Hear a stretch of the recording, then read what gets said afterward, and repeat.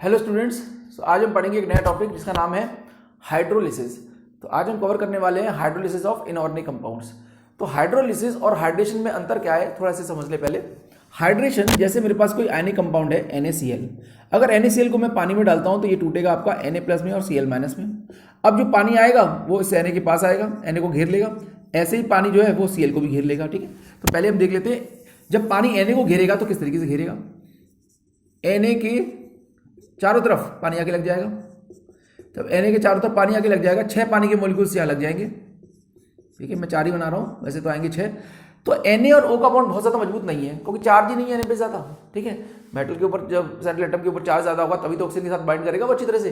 तब ये वाला बॉन्ड अगर वीक रह जाएगा तो साइड वाला स्ट्रॉन्ग रहेगा ना, तो OR H का बॉन्ड तो टूटा ही नहीं। तो पानी का यहाँ हाइड्रेशन हुआ है, पानी से यहाँ हाइड्रेशन हुआ है सेंट्रल एटम का, पर पानी का हाइड्रोलिसिस नहीं हुआ। मतलब जब तक पानी का H और OH का बॉन्ड टूटेगा नहीं, हम नहीं कहेंगे हाइड्रोलिसिस हुई है। हाइड्रोलिसिस मतलब होती है पानी का H और OH में ब्रेक होना। तो ये सिंपल क्या हो गया है, यहाँ Na को पानी ने घेर लिया है, ऐसे ही Cl को भी पानी घेर लेगा। तो नमक को जब आप पानी में डालते हो, ठीक है, या पानी को जब नमक में डालते हो, कुछ भी कह लो, तो सिंपल NaCl प्लस वाटर को मिलाने से हाइड्रेशन होता है, न कि हाइड्रोलिसिस। मतलब जो बनता है आपका Na(H2)6 प्लस Cl(H2)6-, ये दो कंपाउंड फॉर्म हो जाते हैं। तो यहां पर तो कुछ पानी तो टूटा है नहीं, पानी तो एक कॉम्प्लेक्स बना लिया, मतलब घेर के बैठा हुआ पानी उसको। बस क्यों नहीं तोड़ पाया, क्योंकि Na पे चार्ज ज्यादा नहीं था ना, तो सिंपल इसका हाइड्रेशन हो पाया है। अच्छा, बात करते हैं हाइड्रोलिसिस की। हाइड्रोलिसिस कब होगी? हाइड्रोलिसिस तब हो सकती है जब कोई मेटल जो है इतनी बुरी तरह से ऑक्सीजन से बाइंड हो कि बगल वाला बॉन्ड कमजोर हो जाए और H जल्दी निकल जाए। जैसे एल्यूमिनियम 3+ AlCl3 अगर मैं लूं और पानी ले लूं, तो पहले तो पानी इसके पास आएगा ही, मतलब इसका हाइड्रेशन करने ही आएगा वो। लेकिन एल्यूमिनियम 3+ और ऑक्सीजन का बॉन्ड बड़ा मजबूत है क्योंकि एल्यूमिनियम पे चार्ज ज्यादा है ना, तो वो कस के पकड़ लेगा ऑक्सीजन को। तो ये वाला बॉन्ड अगर स्ट्रॉन्ग हुआ तो साइड वाले बॉन्ड को कमजोर होना पड़ेगा कि नहीं। तो यहां पर हाइड्रेशन तो हुआ ही हुआ, हाइड्रेशन के पीछे पीछे हाइड्रोलिसिस भी हो गई। ठीक है, तो हम कह सकते हैं कि पहले जो आयनिक कंपाउंड्स हैं पहले तो उनका हाइड्रेशन ही होगा, लेकिन अगर मेटल पे चार्ज ज्यादा हुआ तो hydration will be followed by hydrolysis. ठीक है, हाइड्रोलिसिस मतलब होता है पानी का टूटना, हाइड्रेशन का मतलब होता है सिर्फ पानी का मेटल के चारों तरफ घेर के बैठ जाना। ठीक है, तो अब हम बात करते हैं हाइड्रोलिसिस की। तो हाइड्रोलिसिस कब होगी, किन किन कंडीशन में होगी? तो पहली जो इंपॉर्टेंट बात है हाइड्रोलिसिस में, आप जान लीजिए कि हाइड्रोलिसिस तभी होगी जब सेंट्रल एटम के पास वैकेंट ऑर्बिटल हो। हाइड्रोलिसिस तभी होगी जब उनमें पोलैरिटी हो, आयनिक कैरेक्टर अच्छा हो। हाइड्रोलिसिस तभी होगी जब सेंट्रल एटम के पास अच्छा खासा पॉजिटिव चार्ज हो। ठीक है, तो अब देखते चलते हैं कुछ एग्जांपल्स। तो पहले हम बात करना चाह रहे हैं ऑक्साइड्स की। पहले हम निपटा लेते हैं ऑक्साइड्स को। किस कॉन्सेप्ट पे ये ऑक्साइड की हाइड्रोलिसिस रिएक्शन, तो मैंने बहुत सारी लिख दी है यहाँ, तो इसे देख के घबराने की जरूरत नहीं है, इसमें लगेगा ही कॉन्सेप्ट। ठीक है, ये देखने में ज्यादा जरूर लग रही है पर ये 1 या 2 बातों से ही पूरी हो जाएंगी। देखो, ऑक्साइड के केस में अगर हम बात करें तो क्या चीजों का आप ध्यान रखोगे। अगर हम बात करें ऑक्साइड्स की, तो ऑक्साइड्स में जो कॉन्सेप्ट लगता है उसका कहते हैं हम लक्स फ्लड। लक्स फ्लड ने क्या बोला कि जो ऑक्साइड डोनर होंगे वो तो बेस होंगे और जो ऑक्साइड एक्सेप्टर होंगे वो एसिड होंगे। जो ऑक्साइड डोनर है वो क्या है, वो बेस है, और जो ऑक्साइड एक्सेप्टर है वो एसिड है। तो आप ये ध्यान रखिएगा, पहला कॉन्सेप्ट तो ये है। दूसरी बात आप ये ध्यान रखिएगा कि अगर कभी भी किसी ऑक्साइड का हाइड्रोलिसिस हो रहा है, या हैलाइड्स का भी हो रहा है या ऑक्सो हैलाइड्स का भी हो रहा है, तो उनके रेस्पेक्टिव एसिड्स बनेंगे। और जब आप एसिड बनाओगे तो रिएक्टेंट की, जिनकी हाइड्रोलिसिस होने वाली है और जो बन के तैयार होने वाला है, दोनों की ऑक्सीडेशन स्टेट सेम होनी चाहिए। ठीक है, इस बात का बड़ा ध्यान रखना आप। ये हो गई आपकी दूसरी बात। ठीक है, हाँ, एक तीसरी बात भी ध्यान रख सकते हो आप कि मान लो कोई ऐसा ऑक्सीडेशन स्टेट आ जाए जो कि एबनॉर्मल हो, तो आप क्या करोगे। तो ऐसे केस में ऐसी ऑक्सीडेशन स्टेट आ गई मान लो जो उस ग्रुप की है ही नहीं, तो आप एक कदम आगे चले जाना, मतलब डिस्प्रपोर्शनेशन कर देना, एक कदम पीछे चले जाना। जैसे मान लो कोई फॉस्फोरस है, उसकी मोस्ट स्टेबल जो होती है, फॉस्फोरस को छोड़ दो, हम लेते हैं नाइट्रोजन ले लेते हैं। अब नाइट्रोजन है, नाइट्रोजन की +3 होती है, +5 होती है। अगर नाइट्रोजन आ जाए मान लो +4 में, फिर क्या करेंगे हम, तो एक आगे चले जाइए आप +5 में, एक पीछे चले जाइए आप +3 में। ठीक है, आप इस तरह से डिस्प्रपोर्शनेशन भी कर सकते हैं। तो ऑक्साइड में मैंने बता दिया, ये कॉन्सेप्ट लगाना है, क्वेश्चन करते चलते हैं, हम देखते चलते हैं। अच्छा, CO2, कभी भी किसी के ऑक्साइड का हाइड्रोलिसिस करोगे तो रेस्पेक्टिव एसिड्स ही बनेंगे, पर कुछ एबनॉर्मल रिएक्शंस भी होती हैं। जैसे ये CO2 को जब आप पानी में मिला रहे हो, ठीक है, तो यहां पर ये नेचुरल रिएक्शन है, ये फोटोसिंथेसिस है। ठीक है, ये नॉर्मल हाइड्रोलिसिस नहीं हो रही है कार्बन डाइऑक्साइड की, ये एबनॉर्मल है, ये पेड़ करते हैं ऐसा। ठीक है, ये फोटोसिंथेसिस है, ये इसको आप नॉर्मल ना माने।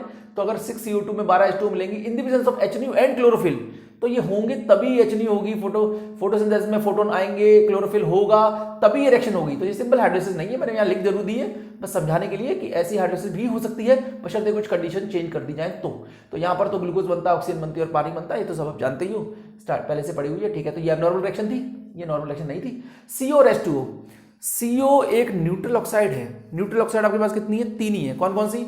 एक CO है, एक N2O है और एक NO है। न्यूट्रल ऑक्साइड को अगर आप पानी में डालोगे तो कुछ भी नहीं होगा, नॉर्मल कंडीशन में तो कुछ नहीं होने वाला है। तो आप समझ लीजिए जैसे CO, N2 और NO को मिलाएंगे तो कुछ नहीं होगा, लेकिन ये भी एक नॉर्मल रिएक्शन नहीं है। CO को जो पानी से मिलाया गया है तो टेम्परेचर रखा गया अच्छा खासा 673 केल्विन और ये Fe2CrO4 का होल थ्राइस दिया गया है। अब आयरन क्रोमेट लोगे आप और इतना टेम्परेचर रख दोगे तो कैटलिस्ट की प्रेजेंस में रिएक्शन हो रही है, ये भी नॉर्मल रिएक्शन नहीं है। तो यहां से आपका CO2 और H2 बन जाएगा। तो CO2 और H2 बनेगा, तो ये भी एक एबनॉर्मल रिएक्शन है। तो ये दो रिएक्शन को आप हटा दीजिए, है ना, ये बस लिख दिया क्योंकि ये भी एक है तो हाइड्रोलिसिस रिएक्शन ही, पर ये नॉर्मल नहीं है क्योंकि ये कैटलिस्ट में हो रही है और वो भी एक तरह से कैटलिस्ट की प्रेजेंस में ही हो रही है। HNU ही स्टार्ट करता है उस रिएक्शन को। अब आते हैं नॉर्मल रिएक्शन में। ये सब रूम पे होने वाली रिएक्शंस हैं, इसको आप इस कॉन्सेप्ट से कर सकते हो, ठीक है। CO2 और पानी, कभी भी किसी के ऑक्साइड्स की हाइड्रोलिसिस हुई तो उसके रेस्पेक्टिव एसिड्स बनेंगे। देखो कार्बन यहाँ कितने में? +4 में, तो प्रोटॉन भी किस में चला गया? +4 में, ठीक है, हो गई। सल्फर कितने में? +4 में। सल्फर कितने में चला गया? +4 में। अच्छा ये हो क्या रहा है जरा ध्यान से देखिए। Carbon dioxide, carbon dioxide acidic oxide है। तो मैंने बोला अकॉर्डिंग टू लक्स फ्लड, जो लक्स ने क्या बोला, ऑक्साइड एक्सेप्टर जो होंगे वो क्या होंगे? एसिड।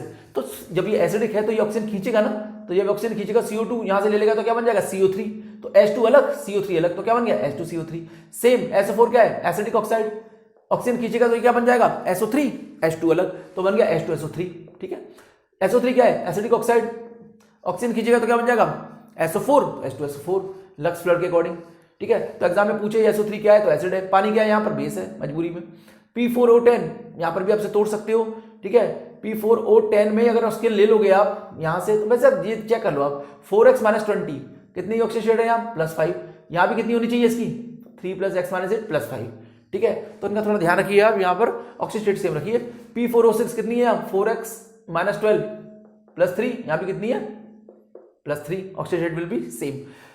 Al2O3 यहाँ पर तो आयनिक कंपाउंड है, ऑक्साइड डोनर हो जाएगा ये, ठीक है। तो ये ऑक्सीजन दे देगा अगर ये, तो ऑक्साइड एल्यूमिनियम ऑक्साइड को तोड़ोगे तो कैसे हो जाएगा? AlOH का होल थ्राइस, एल्यूमिनियम +3 में स्टेबल है, ठीक है, उसके रेस्पेक्टिव एसिड्स ही बनते हैं, ठीक है। उसके बाद कैल्शियम ऑक्साइड, ऑक्साइड डोनर है ये भी, तो CaOH का होल ट्वाइस, ठीक है, ये ऑक्साइड डोनर, ये भी ऑक्साइड डोनर, ठीक है, ऑक्साइड दे दिए इन्होंने इस टाइप से, ठीक है। Na2 ionic compound, oxide donor, NaOH बन जाएगा। ये ऑक्साइड एक्सेप्टर है क्योंकि नॉन मेटलिक है ना, ये जो नॉन मेटलिक होते हैं सबके सब ऑक्साइड एक्सेप्टर है और जो मेटलिक है वो ऑक्साइड डोनर है, ठीक है। तो मेटल ऑक्सीजन का बॉन्ड कमजोर है तो वो टूट गया जल्दी, आयनिक है जल्दी टूट गया, तो ये ले लेगा तो Cl2O6 बन जाएगा। तो आप देख सकते हो ना ClO3 का होल ट्वाइस है बेसिकली, तो ये ऑक्साइड एक्सेप्टर है। वैसे भी आप ऑक्सीजन स्टेट चेक करते चलना, यहाँ पर देखो +3 थी, +3 से +3 जानी चाहिए, +2 थी, +2 से +2 ही जानी चाहिए, +1 है, +1 से +1 ही जानी चाहिए, ठीक है। बाकी आप लक्स फ्लड से भी चेक कर सकते हो। यहाँ पर ले लोगे आप तो देखो ऑक्साइड एक्सेप्टर है, ये भी क्या ल्यूइस एसिड, लक्स फ्लड के अकॉर्डिंग ऑक्साइड एक्सेप्टर। Cl2O8 मतलब ClO4 का होल ट्वाइस ही बनेगा ना इससे, ये एसिड ये बेस ClO4। और वैसे भी 2x या 14 +7 है, यहाँ भी आपका +7 ही है, +5 है, यहाँ भी आपका +5 है, ठीक है। ऑक्सीडेशन स्टेट आपकी सेम ही रहनी चाहिए, चाहे आप ऑक्साइड की हाइड्रोलिसिस करो चाहे आप हैलाइड की करो।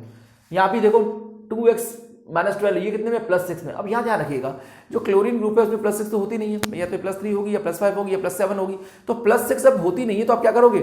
डिसप्रपोर्शनेशन, एक आगे जाओगे एक पीछे जाओगे। तो देखो +6 के अगला वाला कौन सा है? +7, और पीछे जाओगे तो क्या आ जाएगा? +5, ठीक है। कुछ नहीं करना है, एक आगे चले जाओ एक पीछे चले जाओ।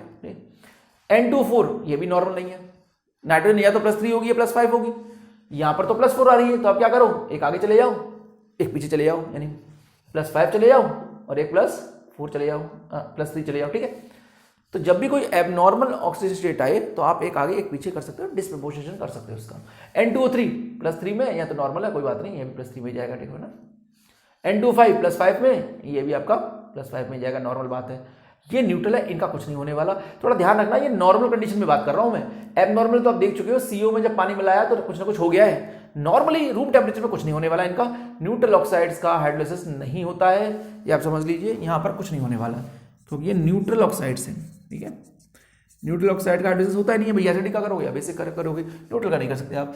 H3P3O9 देख लो, चेक कर लो, 3 + 3x - 18 तो कितने में है ये, 3 + 3x - 18 करोगे तो आपका हो जाएगा ये +5 से कितने में जाएगा ये +5 में जाएगा, ठीक है।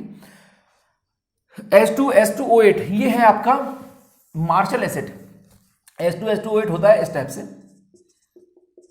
तो अगर हम इसे बनाएंगे उसकी हाइड्रोलिसिस करेंगे तो यहाँ टूट जाएगा, ये आपको दिखाई दे जाएगा। जब तोड़ोगे तो कैसे तोड़ोगे भाई, यहाँ से तोड़ोगे ना, पानी यहाँ से हमला करेगा, इसका OH नेगेटिव, एक पानी को यहाँ टकरा दो, ये यहाँ से टूट जाएगा और ये यहाँ से टूट जाएगा, तो इधर का हिस्सा बन गया H2SO4, ये भी तुम्हारा बन गया H2SO4 और ये जहाँ से टूट गया ना बीच वाला क्या बन गया OOH मतलब H2O2।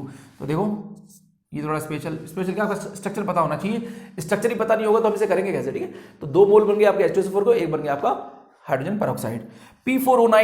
P4O9 में अगर हम निकालोगे ऑक्सीजन स्टेट तो ये आएगी तो आपकी कुछ 4x - 18 बाई करोगे तो 4.5 आ रही है, 4.5 तो कुछ ऑक्सीजन स्टेट होती नहीं है, तो एक आगे चले जाओ 5, एक पीछे चले जाओ आप 3, ठीक है।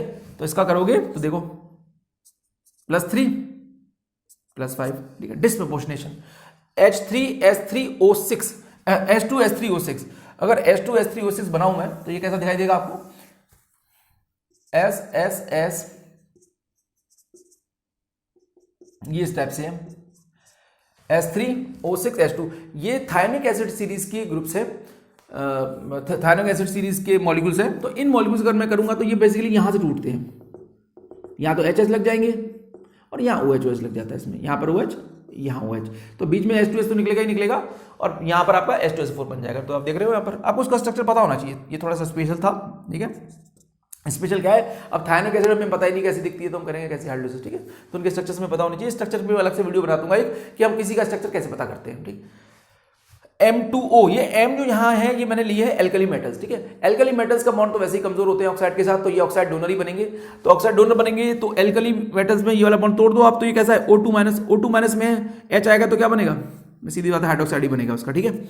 यहाँ पर O2 अब O2 का करोगे आप हाइड्रोलिसिस तो क्या बनाओगे आप H2O तो बनाओगे, O2 H लगा दो, देखो H2O बन गया। अब O2 ये है सुपर ऑक्साइड नीचे वाला, O2 अब O2 है तो इसमें तो आधा आ गया एक तरह भाई, 2 O पे 1 माइनस है, यानी एक O पे 1 ऑक्सीजन पे आधा माइनस है। अब आधा माइनस तो कुछ होता नहीं है भाई, ऑक्सीजन पे आधा माइनस का कोई मतलब बनता नहीं है, या तो आप -1 लाओ या तो आप -2 लाओ। तो सीधी सी बात है, जब कुछ एबनॉर्मल ऑक्सीजन स्टेट आए तो एक आगे जाएगा एक पीछे जाएगा। तो अगर मैं कहूँगा -आधा है तो -आधा के आगे जाओगे तो क्या आ जाएगा आपका 1 आ जाएगा, और पीछे जाओगे तो क्या आ जाएगा 0 आ जाएगा, ठीक है। तो हम यहाँ पर इसका कर सकते हो, एक 0 में चला गया देखो और एक -1 में चला गया, तो डिस्प्रपोर्शनेशन हो गई। यहाँ पर भी आप कर सकते हो मेटल ऑक्साइड, ये देख सकते हो ये तो नॉर्मल है 2 नेगेटिव है, ये ऑक्साइड ये तुम्हारे कौन से एल्कलिन अर्थ मेटल्स हैं, तो alkali earth metal oxide donor होंगे तो OH बन जाएगा, ये MOH का होल ट्वाइस हो जाएगा, सिंपल है ना, ऑक्साइड डोनर। अब हाँ, बेरिलियम ऑक्साइड का अगर आप हाइड्रोलिसिस करने की सोच रहे हो तो करने की सोचना मत, क्योंकि बेरिलियम ऑक्साइड का हाइड्रोलिसिस नहीं होता है। रीजन इज कि BeO का बॉन्ड काफी मजबूत है तो वो ऑक्सीजन देता ही नहीं है। अब इतना मजबूत होगा, कस के पकड़ लेगा ऑक्सीजन को बेरिलियम, तो देगा ही नहीं, तो कैसे हाइड्रोलिसिस होगी, पानी को चाहिए ना वो, तभी तो OH बनेगा, ठीक है। तो बेरिलियम ऑक्साइड को छोड़ के बाकी सभी ऑक्साइड की हाइड्रोलिसिस हो जाती है अगर हम बात करें एल्कलिन अर्थ मेटल की, तो ठीक है। अब इसके अलावा बातें हम हैलाइड्स में, तो हैलाइड्स के अंदर भी जो कॉन्सेप्ट है वो यही है कि आपके पास क्या क्या होना चाहिए। अच्छा, इसमें जो थ्योरी लगी थी वो थी lux flood, oxide donor and oxide acceptor and oxidation state must be same, ठीक है, in the reactant as well as in the product. इसमें अगर हम कॉन्सेप्ट लगाएं तो क्या लगेगी हैलाइड्स के अंदर, हैलाइड्स में भी कॉन्सेप्ट यही है कि जो आपका स्टार्टिंग मटेरियल है और जो आपका प्रोडक्ट है उनकी ऑक्सीडेशन स्टेट सेम रहनी चाहिए। दूसरी बात जो ध्यान रखनी है, यहां पर अगर वैकेंट ऑर्बिटल हुए तो जो मैकेनिज्म होगा वो होगा एडिशन, पहले पानी आके लगेगा वैकेंट में, फिर धक्के से बाहर करेगा लिविंग ग्रुप को, तो एडिशन एलिमिनेशन मैकेनिज्म होगा। तो यहां पर अगर कोई पूछे हैलाइड्स के केस में अगर मैं बात करूं तो यहां पर जो मैकेनिज्म होगा उसका नाम क्या है, एडिशन एलिमिनेशन मैकेनिज्म, ठीक है। और यहां पर तो आपको तो क्या था, lux flood, oxide donor oxide acceptor वाला, कौन एसिड है कौन बेस है उस हिसाब से, ठीक है। तो एक तो ये वाली बात आपको जो ध्यान रखनी है, और एक और भी चीज का ध्यान रखना है कि हैलाइड के केस में कहीं ऐसा तो नहीं है कि मेटल के चारों तरफ आपने क्राउडिंग बहुत कर दी हो, अगर ज्यादा क्राउडिंग कर दोगे तब भी हाइड्रोलिसिस नहीं होगी, ठीक है। और हाँ, बहुत कोवलेंट बॉन्ड है, आयनिक है ही नहीं कैरेक्टर, तब भी हाइड्रोलिसिस नहीं होगी। कुछ स्पेशल केस हम देख लेंगे जहां पर कहीं ऐसा होगा, जैसे अब पहले लेते हैं, देखो NF3GH4, NF3 की हाइड्रोलिसिस हो ही नहीं सकती, क्यों, क्योंकि न तो नाइट्रोजन पे वैकेंट ऑर्बिटल है, न तो फ्लोरीन पे वैकेंट ऑर्बिटल है, और N और F का बॉन्ड काफी मजबूत है, इलेक्ट्रोनेगेटिव बहुत ज्यादा अंतर नहीं है इनके बीच में, तो इनकी हाइड्रोलिसिस नहीं होती है। GeH4 की बात करें तो Ge और H का बॉन्ड बहुत कोवलेंट है, अब कोवलेंट पानी है आयनिक, GH4 है कोवेलेंट, कैसे घुलेगा? जैसे तेल पानी में नहीं घुलता ना, ऐसे GH4 भी पानी में नहीं घुलेगा। अब बात करें टिन हाइड्राइड की, टिन और हाइड्रोजन के संग भी वही प्रॉब्लम, कोवेलेंट बॉन्ड है, ये भी हाइड्रोलिसिस नहीं होगी। मीथेन की भी नॉर्मल कंडीशन में हाइड्रोलिसिस नहीं हो सकती है, मीथेन को पानी में डालोगे तो नहीं होगी, सी और एच कैसा है कोवेलेंट, पानी में नहीं घुलेगा। CCl4 अच्छा एबनॉर्मल कंडीशन में हो सकती है, एबनॉर्मल का मतलब यहाँ पर जैसे देखिए CH4 को हाइड्रोलिसिस करें हम तो हो जाती है, CO और 3H2 बनता है, बशर्ते आप निकल कैटलिस्ट हो और 1270 केल्विन तक टेम्परेचर को ले जाओ। अब इतने हाई टेम्परेचर पे लेके जाओगे तब तो मजबूरी में बॉन्ड टूटेंगे ही, C और H का टूटेगा, O और H का टूटेगा, तो हाइड्रोजन गैस तो निकलेगी निकलेगी। यहाँ से एक H निकल गया, वहां से एक H निकल गया और बचा कुछ जो आपस में CO जुड़ गया, तो ये इसके कहते हैं सिन गैस, वाटर गैस भी कहते हैं इसे सिंथेसिस गैस या सिन गैस भी बोलते हैं, क्योंकि इससे बहुत सारे कंपाउंड आप सिंथेसाइज कर सकते हो, मिथनॉल वगैरह भी बना सकते हैं इससे, तो सिन गैस बोलते हैं इसको। तो ये नॉर्मल बात नहीं थी, ये एबनॉर्मल बात थी। नॉर्मल रूम पे अगर मीथेन को पानी में घोलोगे तो नहीं घुलने वाली है, ठीक है, क्योंकि ये कोवेलेंट है। हाँ, अगर CCl4 को पानी में घोलोगे तो नहीं घुलेगी, क्योंकि कार्बन के पास वैकेंट ऑर्बिटल नहीं है और क्लोरीन के पास माना कि वैकेंट ऑर्बिटल हैं, तो भी देखो मैं अगर ये सोचूं चलो क्लोरीन में तो है वैकेंट ऑर्बिटल, तो शायद हो सकता है पानी यहाँ आ जाए, इसके वैकेंट डी में हमला कर दे और ये छोड़ के चला जाए। जब ये छोड़ के भागेगा, मैं इसके बाद जब OH आएगा इसके वैकेंट डी में तो इसकी वैलेंसी ज्यादा हो जाएगी ना, तो जैसे छोड़ के जाएगा तो कार्बन में माइनस आ जाएगा। कार्बन पे माइनस आना, कार्बन झेलता नहीं है माइनस, माइनस हमेशा इलेक्ट्रोनेगेटिव एटम्स पे आना चाहिए, न कि आपका इलेक्ट्रो कार्बन जैसे पे नेगेटिव आना चाहिए। कार्बन नेगेटिव नहीं बिहेव करता, ठीक है, तो यहां पर नेगेटिव चार्ज जैसे झेला नहीं जाता, तो ये होती नहीं है हाइड्रोलिसिस नॉर्मल कंडीशन में।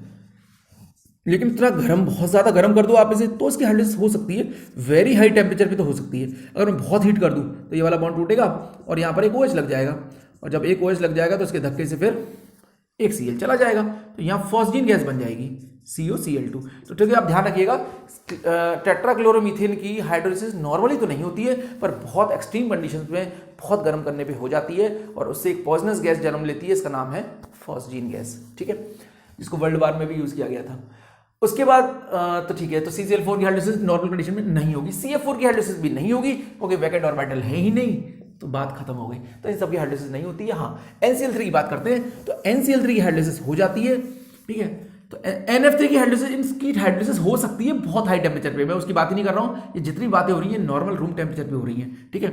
अब हम बात करते हैं NCl3 की, तो NCl3 में N के पास तो वैकेंट ऑर्बिटल नहीं है, पर क्लोरीन के पास तो वैकेंट है, तो यहां पर तीनों क्लोरीन के वैकेंट डी में पानी आ जाते हैं देने के लिए, यहां भी पानी आएगा, यहां भी पानी आएगा और यहां भी पानी आएगा, तीनों छोड़ के भागेंगे तो N पे आ जाएंगे माइनस माइनस माइनस, और Cl के संग लग गया है OH, तो इस पे लग जाएगा पानी का H और H तो बनेगी अमोनिया और साथ में बनेगा HOCl, ClOH, ठीक है, तो ये बन गया आपके। अच्छा, यहां पे छोड़ के चला गया, कार्बन तो गया नहीं था, क्योंकि नाइट्रोजन अपने ऊपर नेगेटिव चार्ज बियर कर सकता है, पर कार्बन अपने सिर के ऊपर नेगेटिव चार्ज को बियर नहीं कर सकता है, ठीक है, इसलिए वहां हाइड्रोलिसिस नहीं हो पाई थी।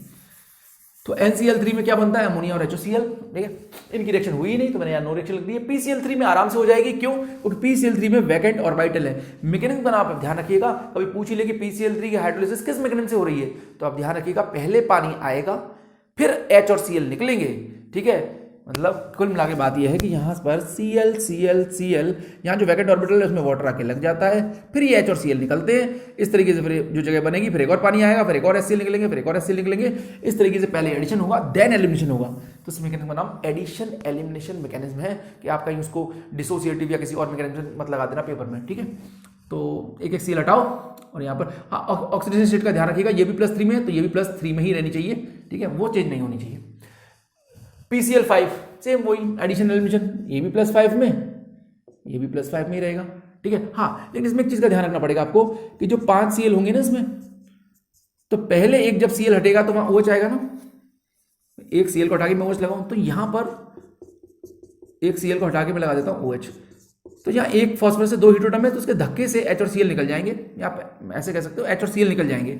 H और Cl अगर निकल गए ऐसे समझ लो, 1 2 3 4 OH ये निकल गए मान लो, तो यहां पर हो जाता है P OH Cl और ये कर लेता है P पाई D पाई, तो POCl3 बनता है, फिर धीरे धीरे करके Cl हटते जाते हैं और OH लगते जाते हैं, ठीक है। तो ये बन जाता है किसके थ्रू, POCl3 के थ्रू।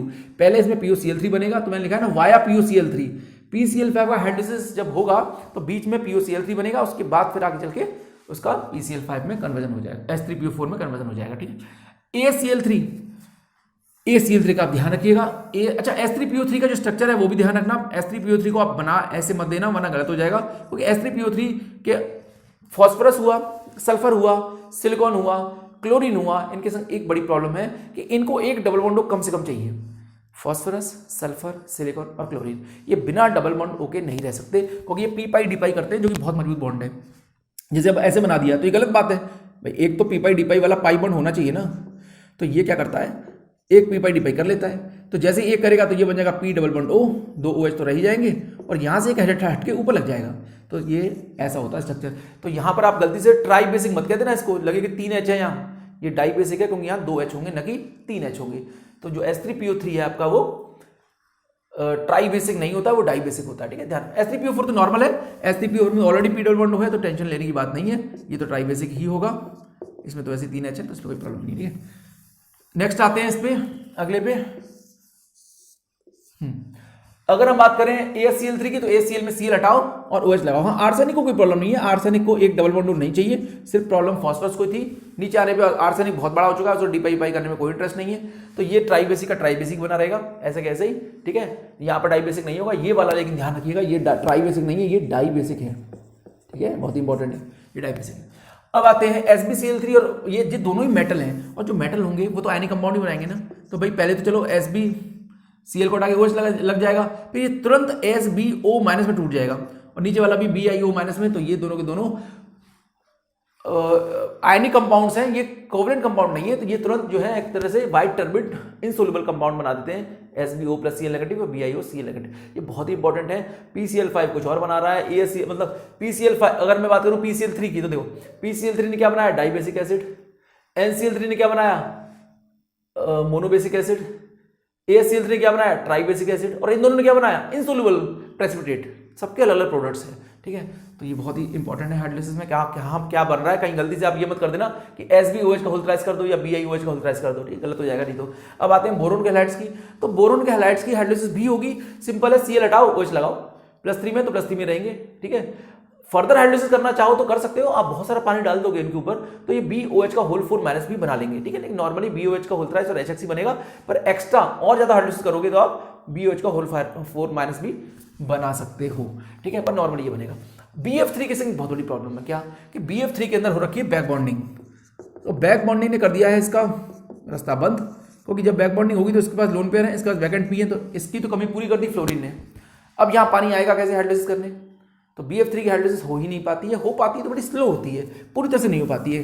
क्या अगर मर गिर के हो भी गई चलो तो होगा ये कि जैसे जैसे इसमें OH आएंगे ना, जैसे मान लो 3 OH आए तो 3 फ्लोरीन निकले, 4 OH आए तो 4 फ्लोरीन निकले। हो सकता है ना ऐसा कि मान लो यहाँ से 4 OH आए, 4 OH आए तो 3 फ्लोरीन निकले।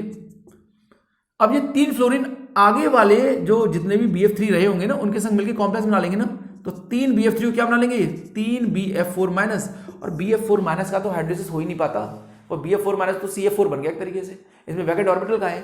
तो ये दो प्रॉब्लम कर रहे हैं, एक तो क्या, एक तो पहले से बैक बॉन्डिंग चल रही थी तो पानी के लिए जगह नहीं है, दूसरा जब हाइड्रोलिसिस हुई तो जो फ्लोराइड भागा वो आने वाले BF3 के साथ कॉम्प्लेक्स बना गया, उनकी हाइड्रोलिसिस नहीं हो सकती अब। तो इसमें डबल नुकसान हुआ है BF3 को, न तो खुद का हाइड्रोलिसिस ढंग से हुआ और न बचे कुचे जो मॉलिक्यूल्स थे उनका हो पा रहा है, क्योंकि उनमें कॉम्प्लेक्सेशन हो रहा है। तो BF3 का हाइड्रोलिसिस बड़ा ही पुअर होता है, या आप कह सकते हो पार्शियल होता है। तो एग्जाम में पूछ ले कि कौन सा बोरोन का हैलाइड है जिसका पार्शियल हाइड्रोलिसिस होगा, तो आंसर विल बी BF3, ठीक है। Reason is complexation problem.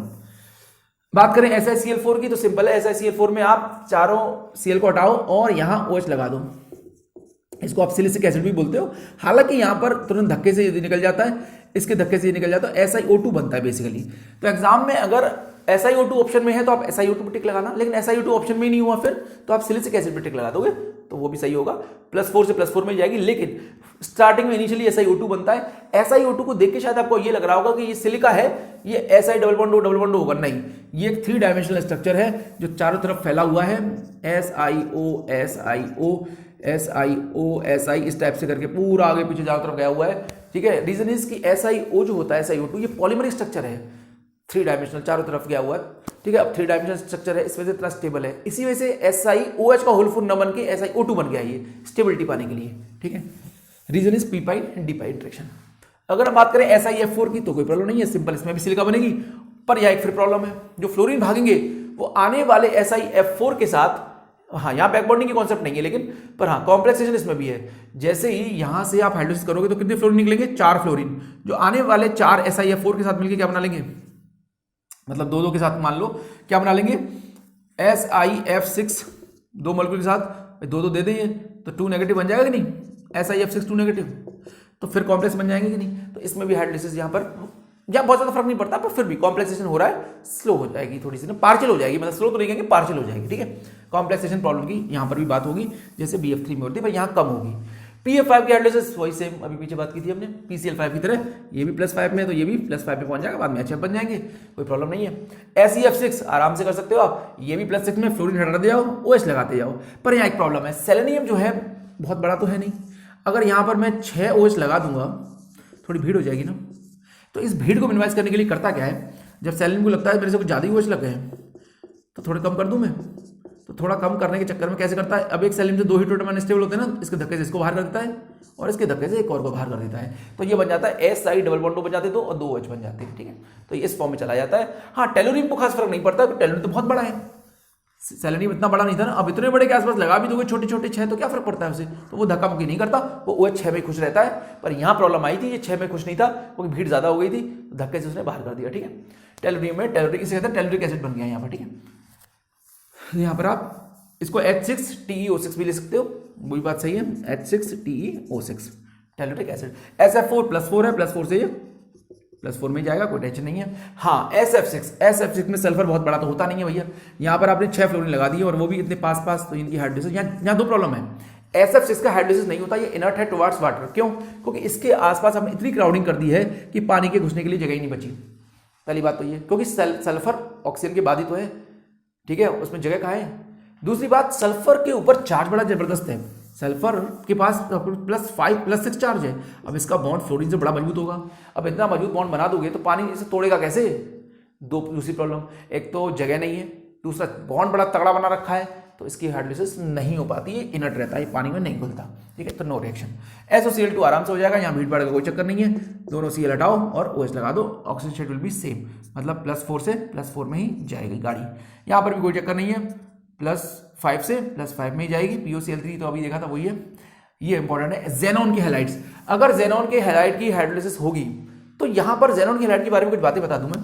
Xenon के हैलाइड बहुत ही स्ट्रॉन्ग ऑक्सीडाइजिंग एजेंट है और बहुत ही स्ट्रॉन्ग फ्लोरिनेटिंग एजेंट है, ठीक है। बशर्ते पर यह ध्यान रखना है आपको, XeF2, XeF4 और XeF6 3 हैलाइड्स अगर मैं लेता हूं तो इन तीनों के अंदर जो सबसे ज्यादा चार्ज है वो XeF6 में है, तो जितना ज्यादा चार्ज होगा वो उतना ही स्ट्रॉन्ग ऑक्सीडाइजिंग एजेंट होगा। ये रिलेटिवली पुअर होगा, ये स्ट्रॉन्ग होगा, तो ये थोड़ा सा वीक ऑक्सीडाइजिंग एजेंट होगा, ठीक है, पर होंगे तीनों ही।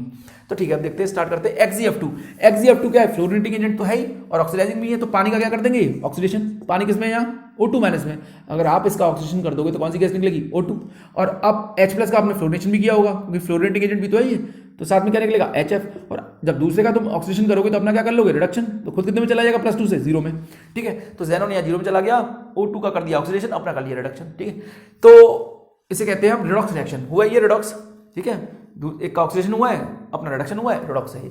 नीचे वाले में आए XeF4 की पावर और बढ़ चुकी है। अब यहाँ पर क्या होगा, देखो, अब ऊपर वाले को देखते हैं। XeF4 की पावर अगर बढ़ेगी तो ये और ज्यादा ऑक्सीजन प्रोड्यूस करेगा, और ज्यादा ऑक्सीजन अगर प्रोड्यूस हो जाएगी तो ये जो बीकर में ऑक्सीजन थी ये फर्दर जेनॉन का ऑक्सीजन करने लगेगी। अब जैसे मान लो पहले जेनॉन के 100 मोल थे, O2 जो थी वो कम थी, तो अब आना शुरू हुई होगी, पर जब XeF4 लिया आपने तो O2 के मोल्स बढ़ने लगे ना, तो अब ये O2 इसके कुछ मोल्स का ऑक्सीडेशन करने लगेगी। मान लो 50 ही रह गए और 50 क्या बन गए, XeO3, तो Xe भी मिलेगा अब आपको, XeO3 भी मिलेगा, कुछ O2 रह भी जाएगी, वो भी मिलेगी आपको, ठीक है।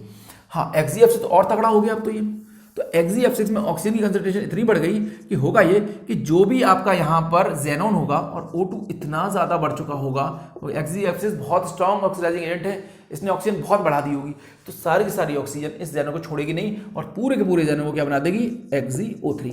एक तो ये कॉन्सेप्ट है जो बुक्स में लिखा हुआ है, ये बात भी ठीक है। एक और भी बात है, जेनॉन के संग जेनॉन चाहता क्या है, जेनॉन ये चाहता है कि वो या तो 0 में चला जाए या फिर वो +6 में चला जाए, बीच की स्थिति नहीं चाहता वो, या तो वो 0 में स्टेबल है या वो +6 में सब कुछ ले जाओ मुझसे तो स्टेबल है। बीच में अगर हुआ तो वो डिस्प्रोपोर्शनेट कर जाएगा, जैसे कि देखते हैं जेनोन यहाँ कितने में, +2 में। तो अगर आप देखो ध्यान से, ये 0 है, एक +2 है, एक +4 है, एक +6 है, तो +2 0 के करीब है, तो +2 वाला जो है वो जल्दी 0 के पास पहुंच सकता है ना। तो देखो आराम से क्या कर दिया इसने, अपना रिडक्शन कर लिया। XeF4 की बात करें तो +4 दोनों काम कर सकता है, 0 में भी जा सकता है और +6 में भी। ये बीच की स्टेज है, क्योंकि ये +6 से भी बहुत दूर नहीं है और 0 से भी बहुत दूर नहीं है, तो ये दोनों में जा सकता है, ठीक है। तो देखो ये XeO3 +6 में भी चला गया और 0 में भी चला गया, डिस्प्रोपोर्शनेट कर गया, ठीक है। ऊपर वाली रिडॉक्स थी, नीचे वाली डिस्प्रोपोर्शनेट। +6 वाला तो +6 में है ही, वो तो कहीं जाएगा ही नहीं, वो सिंपल क्या कर देगा, बस फ्लोरीन को हटा के ऑक्सीजन लगा देगा। तो +6 वाला +6 में, ये नॉन रिडॉक्स है, ठीक है। ऐसे भी समझ सकते हो आप, +6 वाला तो स्टेबल है ही, वो तो अपनी चेंज करेगा नहीं ऑक्सीजन स्टेट। हाँ, एक बात और ध्यान रखनी है, XeF6 का जो हाइड्रोलिसिस होता है वो स्टेप वाइज होता है। कैसे, जब एक पानी आता है तो एक पानी आएगा तो ये XeOF4 बनेगा, फिर एक और पानी आता है तो XeO2F2 बनता है, फिर एक और पानी आता है तब जाके XeO3 बनता है। तो अब वाटर का भी ध्यान रखना है आपको, उसने कितने मोल्स डाले हैं, कहीं उसने 1 मोल तो नहीं डाल दिया। अगर उसने 1 मोल डाला है तो पक्की बात है फिर आप XeOF4 बनाओगे, फिर एक और डाला है, 2 मोल डाल दिए तो XeO2F2, फिर एक और डाल दिया तो XeO3, ठीक है। आप एक संग फुल हाइड्रोलिसिस करोगे तो ही XeO3 बनेगी, स्टेप वाइज होती है, ठीक है। BeCl2 की बात करें तो बेरिलियम के पास वैकेंट पी ऑर्बिटल होते ही है, पानी इसमें आ ही जाएगा तो BeOH का होल्ट्राइस बन जाएगा। फर्दर पानी और आ सकता है क्योंकि अभी भी इसके पास क्या है, वैकेंट पी ऑर्बिटल अवेलेबल है, तो लास्ट में ये BeOH का होल 4 2 नेगेटिव में जा सकता है, क्योंकि वैकेंट ऑर्बिटल से फुल हाइड्रोलिसिस कर दोगे तो।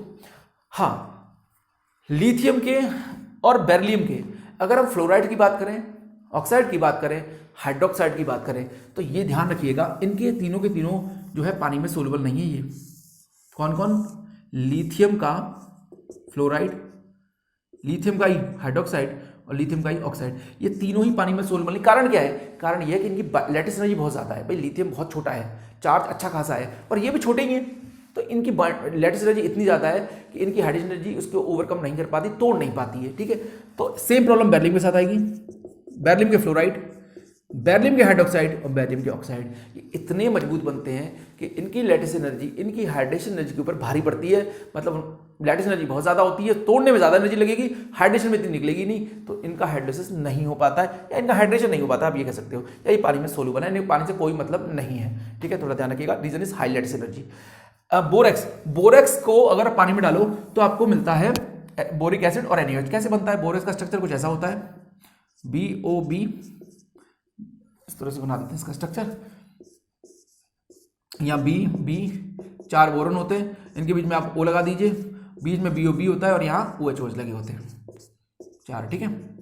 और यहाँ पर 2 माइनस होंगे क्योंकि बोरॉन की वैलेंस ज़्यादा होगी ना, तो माइनस भी आ जाएगा, डॉट डॉट इस पे Na भी लगे रहेंगे। अब यहाँ जब हाइड्रोलिसिस करोगे आप तो देखो यहाँ से टूटेगा, यहाँ से टूटेगा, यहाँ से, यहाँ से, यहाँ से, यहाँ से, अब सारे बोरॉन अलग हो जाएंगे, तो यहाँ क्या बनेगा, B के संग BOH का होल थ्राइस तो बनेगा। भाई हर बोरॉन के साथ BOH का होल थ्राइस, BOH का होल थ्राइस, BOH का होल थ्राइस, BH का होल थ्राइस, ये ऑक्सीजन रह जाएगा बीच वाला, वो OH बन जाएगा।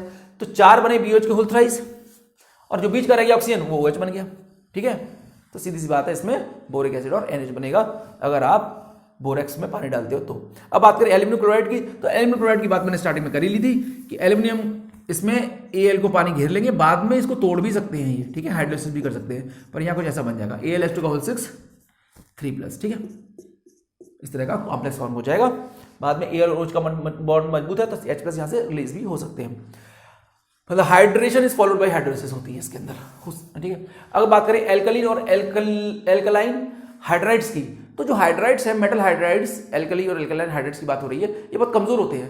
हाइड्राइड बहुत डिफरेंस बहुत ज्यादा है इलेक्ट्रोनेगेटिविटी का, तो ये टूटेंगे तो क्या देंगे, ये H नेगेटिव देंगे, और अगर ये H नेगेटिव देंगे और पानी H पॉजिटिव देगा तो दोनों का मिलके हाइड्रोजन गैस का निकलना तो तय है ना, इसे कौन रोक सकता है। तो सीधी सीधी हाइड्रोजन गैस निकलेगी। हाँ, अब तो तुम जानते हो मैं पूरे एग्जांपल्स नहीं लिखे हैं, जैसे कि एग्जांपल अगर मैं लिखूं तो ऐसा हो जाएगा कि NaH में अगर आप डालते हो H2O तो ये देगा H+, ये देगा H नेगेटिव, हाइड्रोजन गैस निकलेगी, बचे हुए आप NaOH बना दो।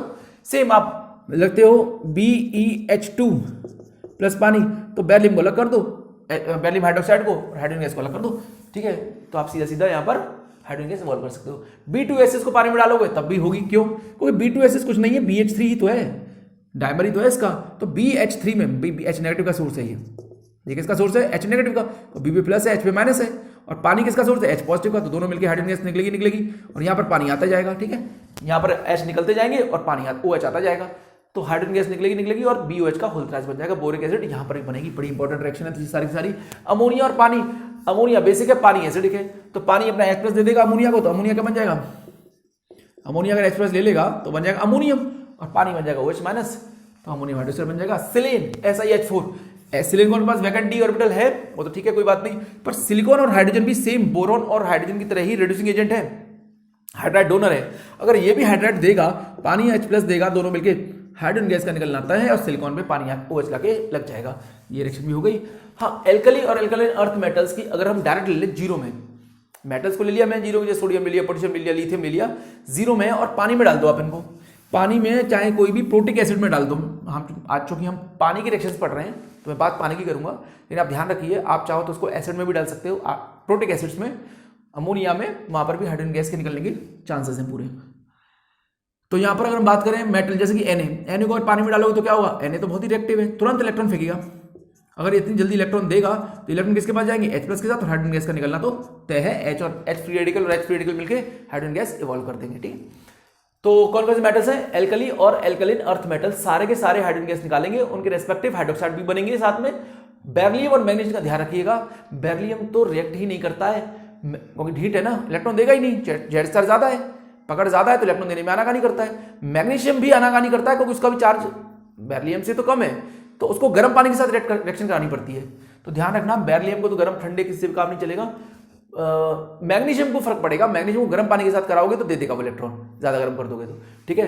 हॉट वाटर के साथ हाइड्रोजन गैस इवॉल्व कर देगा वो, ठीक है। तो ये वाली रिएक्शन भी हो गई आपकी, एल्कली और alkaline earth metal except beryllium and magnesium, but magnesium can react with water at high temperature या हॉट वाटर, ठीक है। एल्युमिनियम पानी के साथ रिएक्ट नहीं करता, चाहे ठंडा लो चाहे गर्म लो। हाँ, स्टीम ले लोगे, भाप ले लोगे पूरी तरह से तो रिएक्ट कर जाएगा, क्योंकि एल्युमिनियम का चार्ज और ज्यादा है, उसे और परेशानी होती है इलेक्ट्रॉन देने में, ठीक है। तो एल्युमिनियम के साथ अगर स्टीम में ले लोगे, वाटर की स्टीम लोगे, तो Al2O3 बनेगा, एल्यूमिना बनेगी, और साथ में हाइड्रोजन गैस निकलेगी, ठीक है।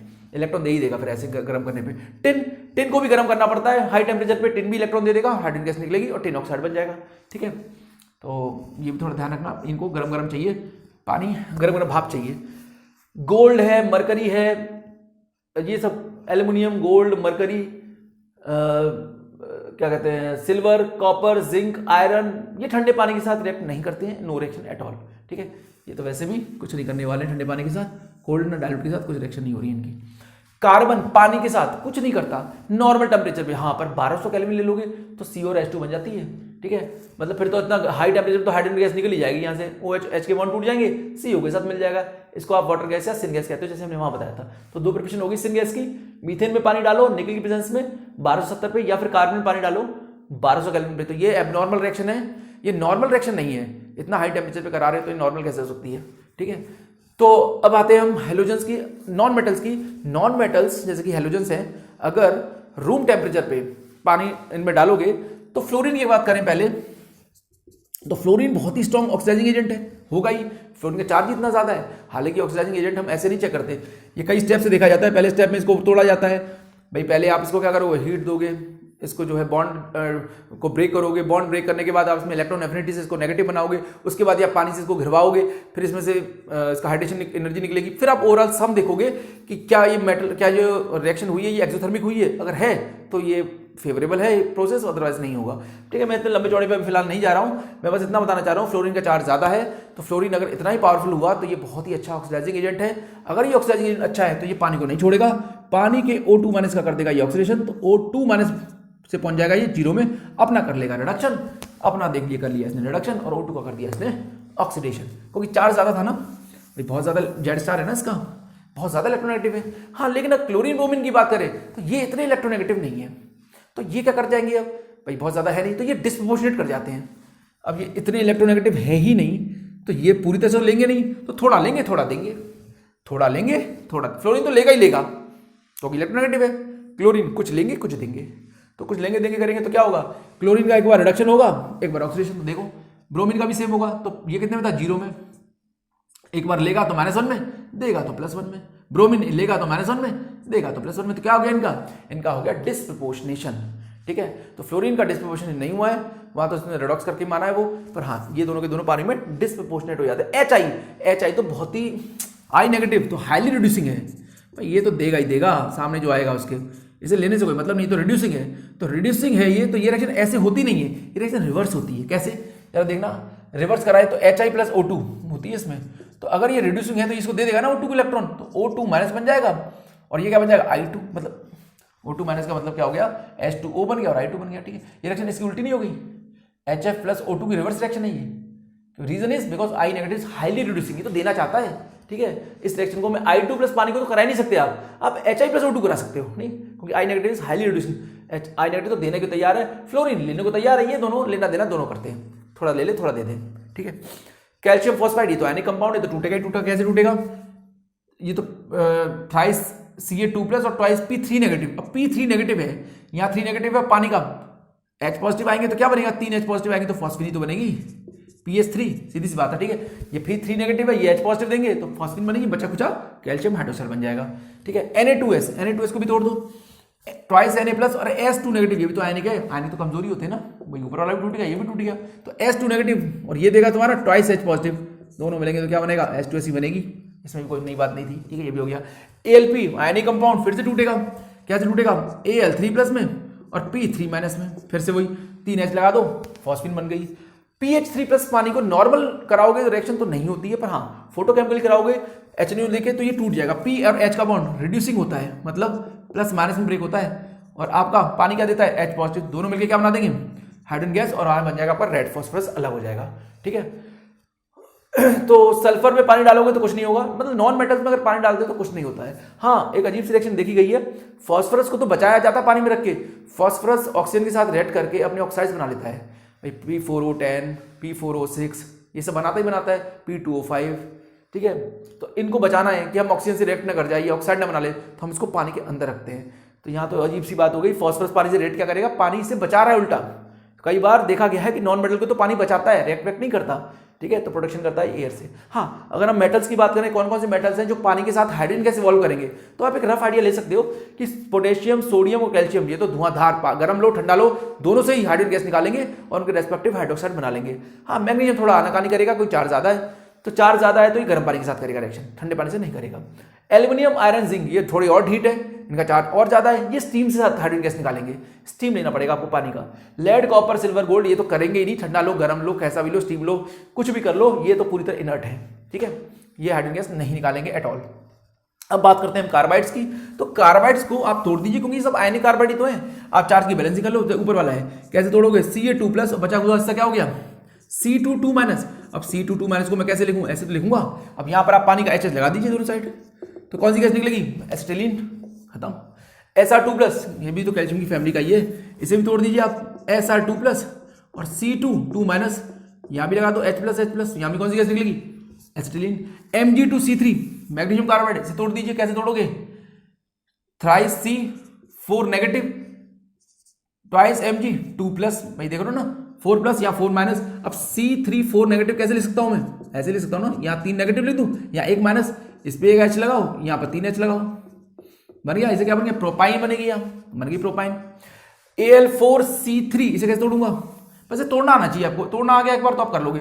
4Al3 प्लस और 3C4 माइनस, अब C पे 4 माइनस है तो 4 माइनस कैसे लिखूंगा, ऐसे लिखूंगा ना, और सारे माइनस पे क्या लगा दूंगा, पानी का H प्लस, तो कौन सी गैस मिलेगी, मीथेन मिलेगी।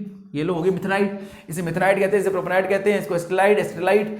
Be2C बस तोड़ना आना चाहिए, तोड़ डालो से, ट्वाइस Be2 प्लस और C4 माइनस, फिर C पे 4 माइनस है, 4 माइनस पे 4H लगा दो, 4H लगा दो, फिर से मीथेन निकलेगी, इसे भी आप मिथेनाइड बोलोगे।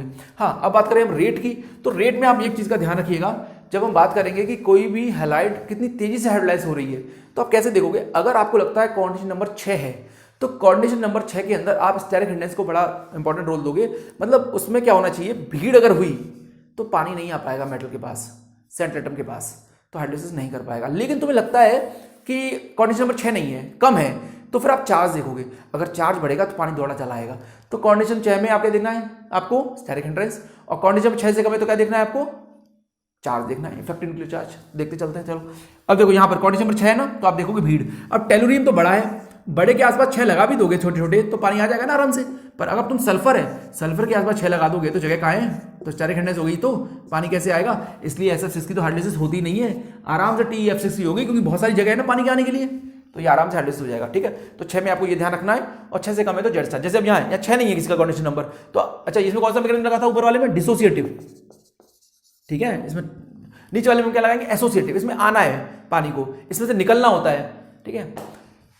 आप ये कह सकते हो बस डिसोसिएटिव मती को ज्यादा अच्छा है, आप ये कहो बस, ठीक है। चार्ज के हिसाब से देख रहे हैं, जगह ज्यादा होगी तो आराम से आ जाएगा। ऐसा इसमें जगह नहीं है तो उसकी वो तो इनर्ट है, पानी से रिएक्शन नहीं होती है। हाँ, इसमें चार्ज देख लो, यहाँ कितना है +5 चार्ज, यहाँ कितना है +4, यहाँ कितना है +3। भाई 5 के पास पानी दौड़ा चलाएगा ना, तो PCl5 की हाइड्रोलिसिस तेजी से कर डालेगा, ठीक है। अब यहाँ देखें PCl3, ACl3, SbCl3, BiCl3, यहाँ भी कॉन्डिशन नंबर 6 नहीं है। आप देखोगे चार्ज किस पे ज्यादा, ऑब्वियसली ज्यादा फॉस्फोरस पे ज्यादा है, नीचे जाने पे चार्ज कम होता जाता ना, बिस्मुथ का चार्ज कम हो जाएगा, तो यहाँ पानी दौड़ा चला जाएगा, तो PCl3 की हाइड्रोलिसिस फास्ट होगी। SnCl4, SnCl2, यहाँ पर भी चार्ज जो है वो कॉन्डिशन नंबर 6 से कम है, तो यहाँ भी चार्ज देखेंगे। टिन पे एक में +4 है, एक में टिन पे +2 है।